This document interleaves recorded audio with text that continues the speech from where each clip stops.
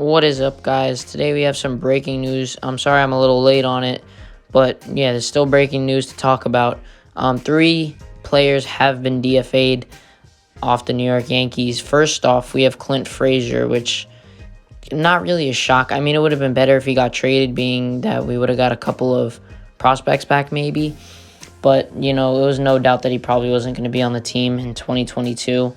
Now it's a guarantee, most likely, if someone picks him up. But I don't know why they didn't trade him. Did no of the 29 other teams, did none of them want him at all? You could have got something back from him. Now you're going to get nothing. So it's a little weird that they just completely just dropped him. He wouldn't have been that much money to keep, and trading him would have benefited us by getting a couple prospects back maybe. But I don't know what their thinking was. Maybe they just had to clear space off the roster real fast, so they just decided to DFA a few people, and Clint Frazier was one of them.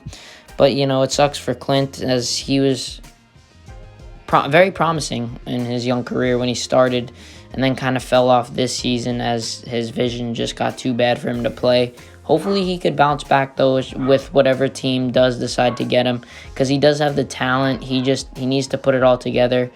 He needs to get better at defense and get better at hitting. He was a decent hitter in 2020, but in 2021, he was horrific. He needs to get much, much better with staying consistent. And, I think that'll definitely happen if he goes to a low-market team, maybe like the Kansas City Royals, the Miami Marlins, something like that will actually give him a shot. I think he would definitely suit well there, as the pressure is not always on him to do well, and I think he could thrive in that situation. Like I said, I think Clint Frazier is a great player, and he could definitely thrive somewhere else. Just New York is not the spot for him. Next up, we have Tyler Wade. This is a huge shock. They dropped Tyler Wade, which if you want to get rid of him, once again, you could have traded him for something. He does have value, his speed. But I think they should have kept him. I don't know why they DFA'd Tyler Wade. He's been on the team for a while. He's best friends with all the guys on the team, like Aaron Judge and everything. And I think this season he was very valuable to the team, as he stole 17 bases and posted a 279 average, with no home runs. But you don't need home runs from him. As long as he can come in late in the game, say in the 8th inning, go on first base, and then just score, steal second, and then someone hits a base hit, and with his speed he can come home.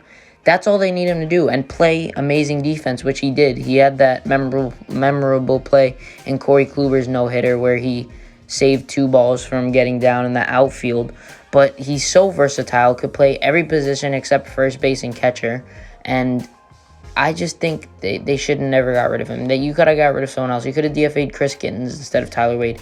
Tyler Wade would have made the most sense to keep out of all these players, as they need speed. As they got rid of Tim LeCastro, Andrew Velazquez, and Greg Allen, and now they got rid of Tyler Wade. They also got rid of Brett Gardner, so they have absolutely no speed anymore. And Tyler Wade was going to be their only way of speed, unless they bring up Estevan Florial, which I don't see that happening.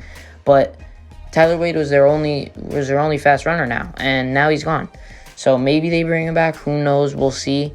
But his time is most likely up. And then last but not least, they DFA'd Rougned Odor. This one is not as shocking as Tyler Wade, being that it was probably going to be a definite, that Rougned Odor was going to get DFA'd, that he really has no fit on this team for 2022 at all.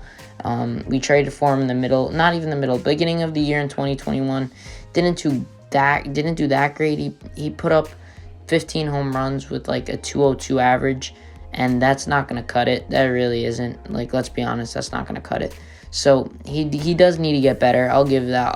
He needs to maybe get that average a little bit up. And I think he had a 78 OPS plus, which the average is 100, so he's well below average.